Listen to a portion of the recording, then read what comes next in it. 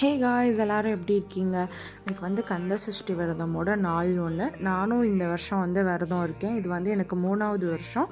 நான் எந்த விரதத்தை ஃபாலோ பண்ணுறேன்னா, மாவு விரதத்தை தாங்க ஃபாலோ பண்ணுறேன். நைட்டு ஒரு வேளை மட்டும் தோசை சாப்பிட்டுட்டு இந்த விரதத்தை 7 டேஸ் இருக்க போகிறேன். இன்றைக்கி நான் என்ன பண்ணேன் அப்படின்னா, சாமிக்கு பழமும் அவளும் நாட்டு சர்க்கரையும் தான் படைச்சு நான் சாமி கும்பிட்டேன். சேம் எல்லோரும் பண்ணுற பூஜை மாதிரி தான் கந்த சஷ்டி பாடல்கள் படித்து சாமிக்கு பூஜை பண்ணி இந்த வருஷம் நான் ஸ்டார்ட் பண்ணியிருக்கேன். காப்பும் கட்டிட்டேன். நம்ம நினச்சது எல்லாமே அவர் கொடுப்பாரு.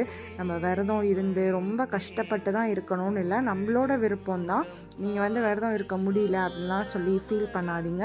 உங்களுக்கு ஏதாவது வேண்டுதல் இருந்துச்சுன்னா கண்டிப்பாக அவரை மனமுருகி வேணுனாலே அவர் கொடுப்பாரு.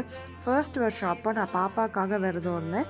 நெக்ஸ்ட் இயர் கந்த சஷ்டி அப்போது நான் ப்ரெக்னெண்ட்டாக இருந்தேன். நான் கேட்ட எல்லாமே இது வரைக்கும் அவர் கொடுத்துருக்காரு. கிடைக்காததோ இல்லை கொடுக்காததோ ஒன்றுமே இல்லை. ஸோ அதற்காக ஒரு நன்றி கடனுக்காக நான் இருக்கணும்னு நினச்சி இருக்கேன்.